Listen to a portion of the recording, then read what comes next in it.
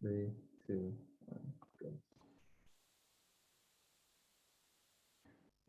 Hello, this is Group 8's presentation on unsymmetrical dimethyl hydrazine report, where we did a HAZOP analysis for the synthesis of UDMH, a compound found in rocket fuel.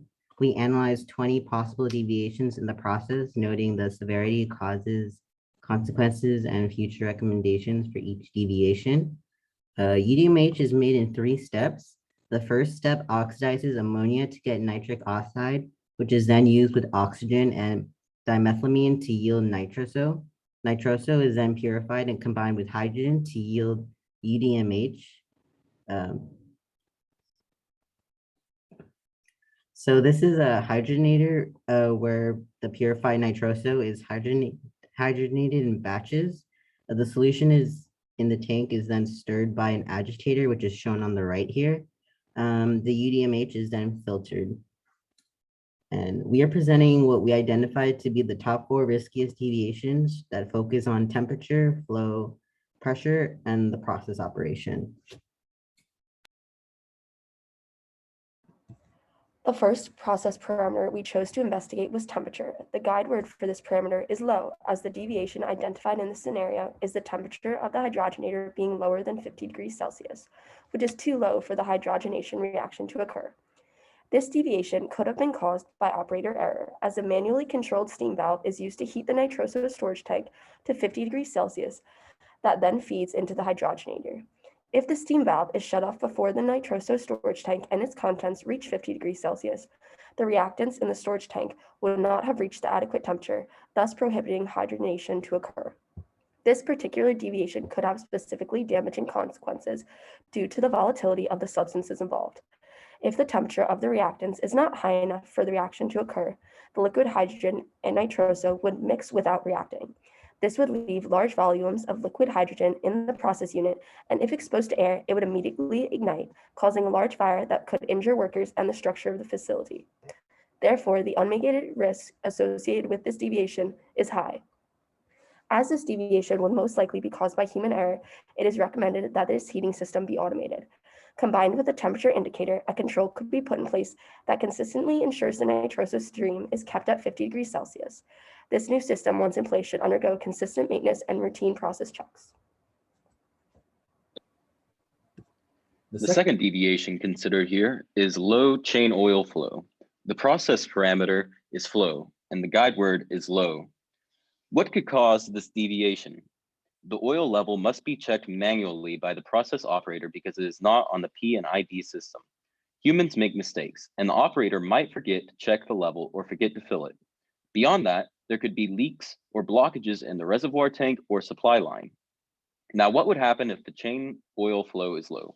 The agitator would no longer be lubricated and it would heat up. That heat could be transferred into the hydrogenator. It could also cause the agitator to seize. Then the solution in the tank would no longer be stirred. The catalyst would no longer be suspended in solution and the reaction would not go as far to completion. Hydrogen might build up and pose safety threats. Safety and profit would be compromised. The equipment lifespan would be decreased. Because the only safeguard is the explicit instructions for the operator to check the level, the unmitigated risk is high in light of the consequences rather than the likelihood of the deviation. Adding the oil level to the P and ID system, if feasible and economical, would help mitigate risk, as would adding a backup oil tank. The mitigated risk would be low. The next process parameter to consider is high pressure. Hydrogenation in this procedure occurs within a kettle vessel enclosed system. The internal pressure inside this system may be high, deviating from its normal behavior and potentially being hazardous. The system may be compromised and/or exert abnormal behavior at these high pressures. The vessel relies on a heat exchanger system and a recycle stream. This may lead to fluctuations in temperature and pressure inside the vessel. A cooling water stream is present to circumvent any temperature changes, but alterations in the flow of this stream could result in unsafe behavior of the kettle itself.